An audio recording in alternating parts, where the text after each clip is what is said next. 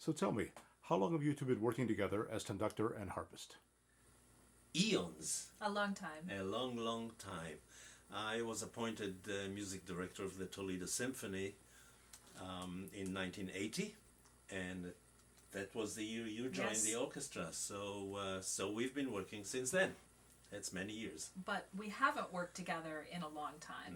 No, not as no, we haven't. Yes, Neither in an orchestral setup No. nor as a soloist. So this is solo and conductor. Yes. So this is very exciting for us that we get the opportunity to play not just anything, but the Mozart Flute and Harp Concerto. Yes. When's the last time you two performed this together? We did it together some 30 years 30 ago. years ago. Yeah. It was my first time performing it as a professional musician, and we had multiple performances of it, and it was a wonderful experience. And we have not done it together We since both then. remember it until today. Very well. Yes. Very well. Yes. So Nancy, what's so special about this piece? The Mozart Flute and Harp Concerto is one of the cornerstone pieces in the harpist repertoire. It's one of the true gems. As harpists, we don't have the wealth of repertoire that pianists and violinists and a lot of other instruments do.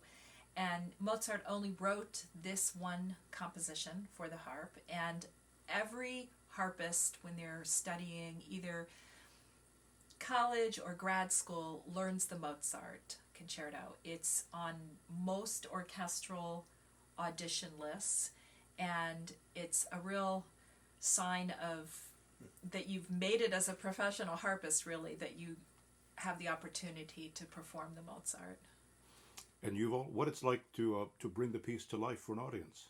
Well, there is the logistics of finding the comfortable tempo or tempi, Yes. so that it's comfortable for the flute, for the harp, which has a lot of pyrotechnics, and of course for the orchestra. But the orchestra, the parts of the orchestra are not that complicated.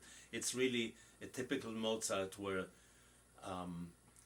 subtlety is the word rather than fireworks. Yes. So there's a spot at the end of the first movement where Yuval, you put down your baton and the cadenzas begin.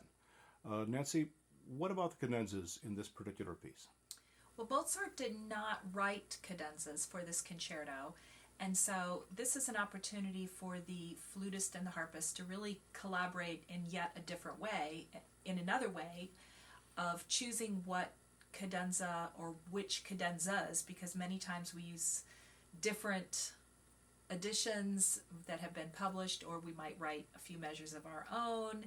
And it's a very hotly debated topic among harpists. If you ever tell a harpist that you are performing the Mozart, always the first question is, What's the cadenza? what's the cadenza? And then who's the flutist, who's the conductor and orchestra and venue. But I look forward to figuring out which cadenzas will work best for the two of us and with Yuval and the orchestra. And it's a real chance to really collaborate. Why is a concerto like this appropriate for a festival like the MostArts?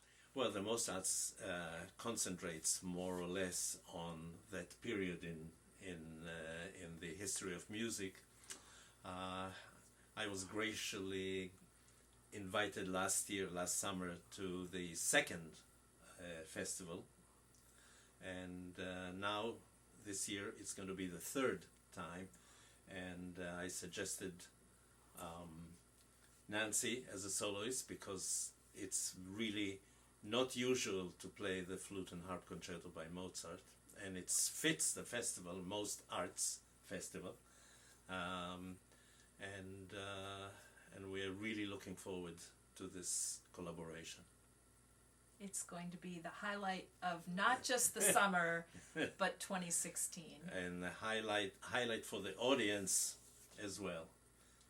And we must mention Lisa Lanz, who founded this incredible concert and festival, and therefore the opportunity for us. Yes.